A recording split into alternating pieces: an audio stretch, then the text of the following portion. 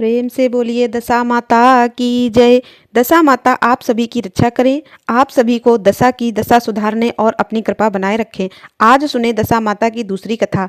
एक दिन एक समय की बात है, एक राजा था। जब नाई उसके बाल काटने आया तो उसने राजा को बताया कि राजन, एक बहुत ही सुंदर कन्या है। उस कन्या को दशा माता का कृपा थी। वह प्रतिदिन पीपल की पूजा किया करती थी, दशा माता की कहानियां सुनती थी। दशा माता ने एक दिन सोचा कि मेरा नियम रखने वाली की शादी तो अच्छी जगह होनी चाहिए। तो फिर राजा ने नाई से कहा कि ऐसी सुंदर इस कन्या से मैं विवाह करना चाहता हूँ। और फिर राजा ने उस कन्या से विवाह कर लिया।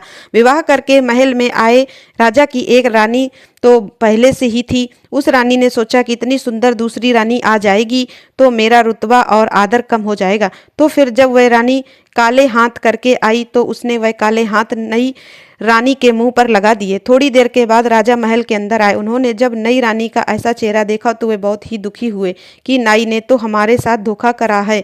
ऐसे काले मुंह वाली गिलहरी जैसी शक्ल वाली लड़की से मेरा विवाह करा दिया। राजा ने नाई रानी को अलग मेस्के से कक्ष में रखवा दिया। उससे बात भी नहीं करते थे और उसकी तरफ से छोटी रानी बहुत दुखी हो गई। उसको समझ ही नहीं आ रहा था कि वह क्या करे, कैसे राजा को समझाए। फिर कुछ समय के बाद उसने अपने पीहर खबर भेजी कि मेरे 4 रंग की पोशाक, वैसे ही चौपड़ और झूले की रस्सी भिजवा दो। उसके लाल, हरी, केसरिया और गुलाबी चारों रंग की पोशाक, चौपड़ और झूले की डोरी आ गई। फिर उसके बाद उसने दासियों से पता करवाया कि राजा कौन से बाग में घूमने के लिए जाएंगे। उसको जब पता चला कि राजा आज गुलाब बाग में घूमने जाएंगे तो उसने गुलाबी रंग की पोशाक पहन ली, 16 श्रृंगार किया और अच्छे अच्छे जेवर आभूषण पहन लिए। और फिर वह गुलाबी चौपड़ और गुलाबी रस्सी लेकर गुलाब बाग में राजा के आने से पहले ही पहुंच गई। थोड़ी देर में बाग में पहुंचकर उसने गुलाबी चौपड़ बिछा दी और पास में ही झूला डालकर झूलने लगी। राजा बाग में घूमने आए तो उन्होंने देखा कि यहाँ पर एक बहुत सुंदर युवती है, तो सोचने लगे इतनी सुंदर राजकुमारी झूला झूल रही है। रानी ने पूछा, आओ चौपड़ खेलें। राजा ने हामी भर दी। फिर दोनों ने चौपड़ खेला, खूब बातें की और फिर राजा वहां से चले गए। राजमहल में जाते समय राजा मन ही मन विचार करने लगे कि ऐसी सुंदर कन्या तो अपने महल में होनी चाहिए। राजा के महल में आने से पहले ही छोटी रानी दासियों की मदद से राजमहल में आ गई। अब दूसरे दिन रानी ने पता कराया कि राजा आज कौन सी वाले बाग में जाएंगे। रानी को पता चला कि राजा आज तो हरियाली बाग में जाएंगे। फिर उस दिन रानी हरी पोशाक पहनकर और 16 श्रृंगार करके हरी चौपड़, हरी रस्सी और लेकर दासियों को साथ में लेकर बाग में पहुंच गई। पहले दिन ही तरह चौपड़ बिछाया, झूला लगवाया और झूलने लगी। राजा कुछ ही देर में हरियाली बाग में आ गए। फिर से उसने राजा से चौपड़ खेलने के लिए कहा तो राजा ने कहा, हाँ हाँ क्यों नहीं, आओ चौपड़ खेलते हैं। तीसरे दिन फिर वह लाल बाग में गई क्योंकि राजा को उस दिन लाल बाग में जाना था। उसने उस दिन लाल पोशाक पहनी, लाला लाल चौपड़ ली और लाल रस्सी लेकर वह बाग में चौपड़ बिछाकर झूला झूलने लगी। उसके चौथे दिन केसरिया पोशाक पहनकर केसरिया चौपड़ और रस्सी लेकर केसरिया बाग में गई। राजा भी 4 दिनों से लगातार उसके साथ बात कर रहे थे, चौपड़ खेल खेल रहे थे और राजा उस पर बहुत मोहित हो गए थे। पर राजकुमारी को तो पता था, इसलिए वह राजा से शर्माती नहीं थी। अगली रात रानी ने चारों पोशाकें, रस्सी और चौपड़ सब रानी के कक्ष के बाहर बरामदे में रखवा दिए और उंगली में चीरा लगाकर हाय हाय करने लगी। राजा को तो पहले ही नींद नहीं आ रही थी और उधर वह रानी हाय हाय कर रही थी, तो वह सब देखकर उन्हें और गुस्सा आ गया और राजा बोले कि आज इस काले मुवाली को तलवार से मार ही डालूंगा, इसका तो किस्सा ही खत्म कर देता हूँ।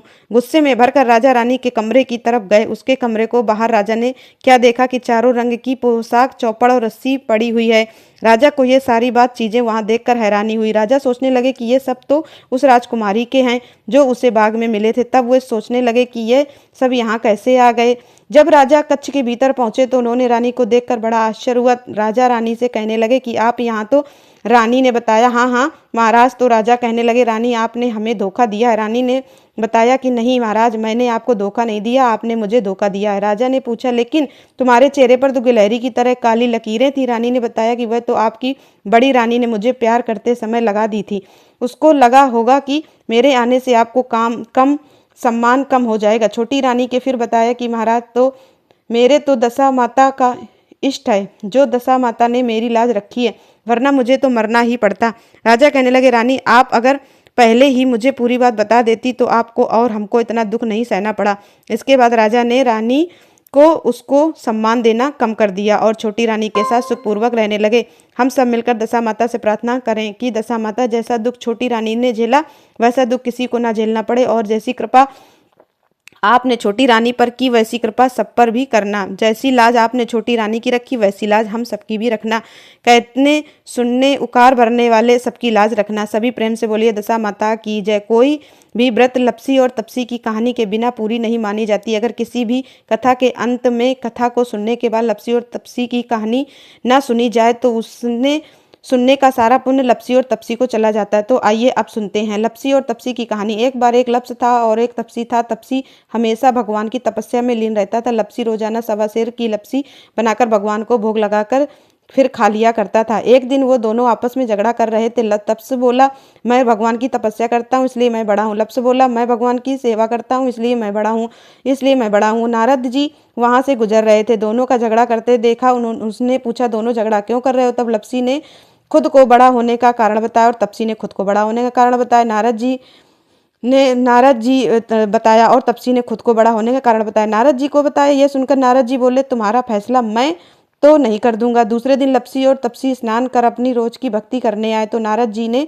छुप कर 1.25 करोड़ की एक अंगूठी उन दोनों के आगे रख दी। तपसी की नजर जब अंगूठी पर पड़ी तो उसने चुपचाप अंगूठी उठाकर अपने नीचे दबा ली। उधर लपसी की नजर भी अंगूठी पर पड़ी लेकिन उसने ध्यान नहीं दिया और भगवान को भोग लगाकर लपसी खाने लगा। नारद जी जब सामने आए तो दोनों ने पूछा, बताइए नारद जी, हम दोनों में से कौन बड़ा है? तब नारद जी ने तपसी से कहा, खड़ा होने के लिए कहा। वह खड़ा हुआ तो उसके नीचे दबी हुई अंगूठी दिखाई पड़ी। नारद जी ने तपसी से कहा, तपस्या करने के बाद भी तुम्हारी चोरी करने की आदत नहीं गई, इसलिए लप्स बड़ा है और तुम्हें तुम्हारी तपस्या का कोई भी फल नहीं मिलेगा। तब तप्स शर्मिंदा होकर क्षमा मांगने लगा। उसने नारद जी से पूछा, नारद जी, मेरी तपस्या का फल फिर मुझे कैसे मिलेगा? तब देव ऋषि नारद जी ने बताया, अगर कोई गाय और कुत्ते की रोटी नहीं बनाएगा तो फल तुझे मिलेगा। अगर कोई ब्राह्मण को जमा कर दक्षिणा नहीं देगा तो फल तुझे मिलेगा। अगर कोई साड़ी के साथ ब्लाउज नहीं देगा तो फल तुझे मिलेगा। अगर कोई दिए से दिया जलाएगा तो फल तुझे मिलेगा। अगर कोई सारी कहानी सुने लेकिन तुम्हारी कहानी ना सुने तो फल तुझे मिलेगा। उसी दिन से हर व्रत कथा और कहानी के साथ लप्स और तप्स की कहानी भी सुनी और कही जाती है। दोस्तों,